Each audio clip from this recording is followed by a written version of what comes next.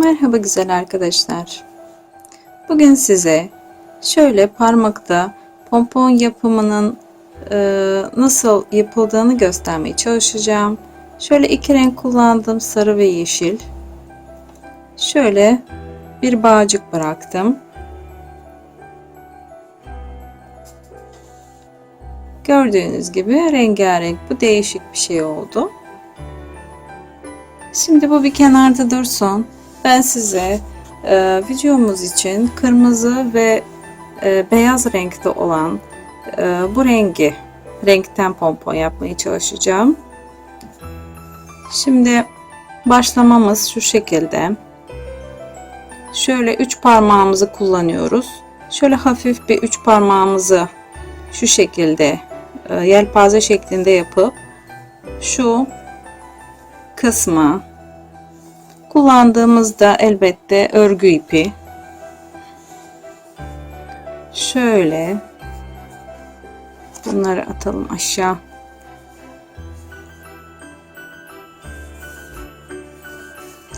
Şimdi bunu bayağı bir şekilde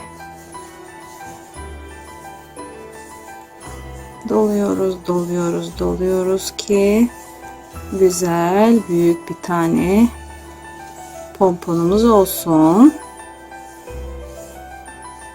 Şöyle yeterli sanıyorum ben.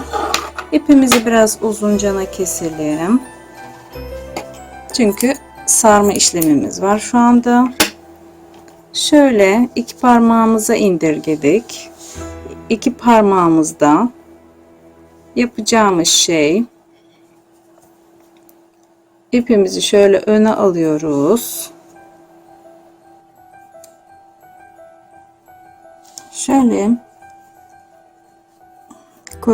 yapacağımız pomponu şu parmak aramdaki boşluktan geçirip sıkmaya çalışacağım.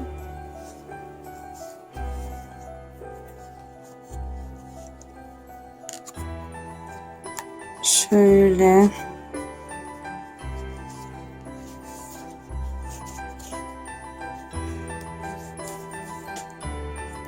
güzelce sıkıyoruz.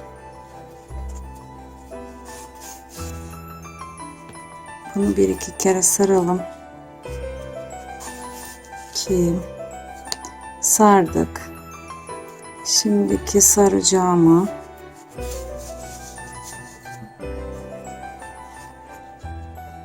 şöyle şuradan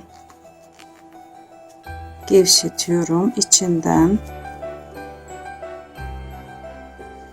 şu iplerimi geçiriyorum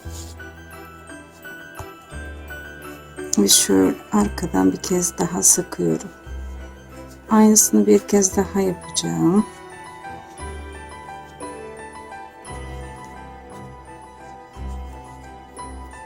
Beyaz ipi de buradan geçirelim.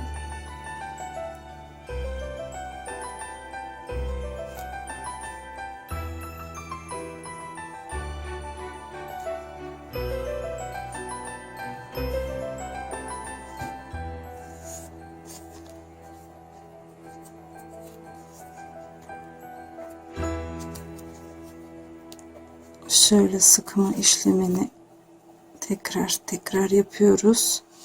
Şimdi çıkartıyoruz pomponumuzu. İpleri ikiye ayıralım.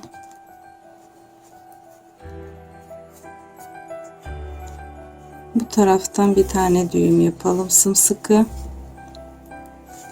Sonra diğer tarafa tekrar çevirelim. Ve buraya bir tane düğüm yapalım. Sımsıkı ve bir tane daha.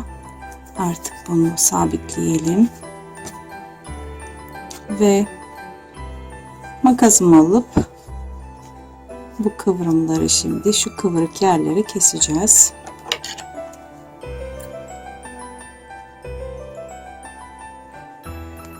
Yapacağımız şey şöyle.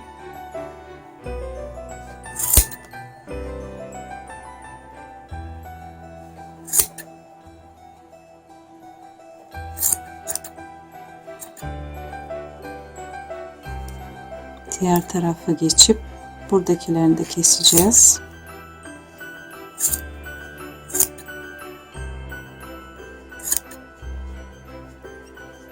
Şimdi kesme işlemi tamam. Şurada bir tane kalmış.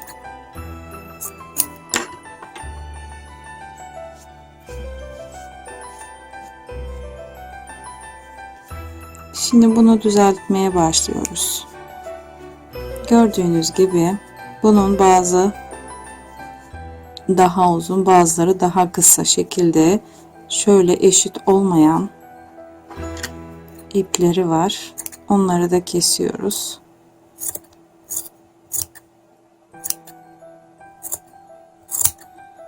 Bu şekilde bu oralarını düzlüyoruz.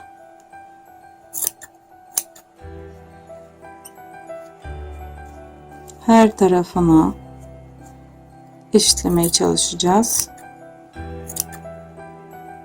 Bu iyi bir gözlem yaparak oluyor sadece. İyi gözlem yapmanız gerekiyor. Nereleri kesmeniz gerektiği konusunda. Ezbere keserseniz pınkalaya pınkalaya elinizde hiçbir şey kalmayacak.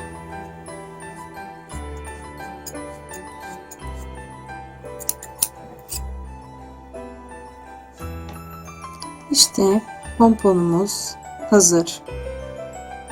Bu şekilde bağcığımız da var. Siz de böyle pomponlar yapıp istediğiniz yerlerde kullanabilirsiniz. Yeni yıl ağacını süsleyebilirsiniz. Şapkalarınıza takabilirsiniz. Bu kadar. Bugünlük hoşça kalın. Başka videolarda görüşmek üzere. Beni izlediğiniz için teşekkür ederim. Hoşça kalın.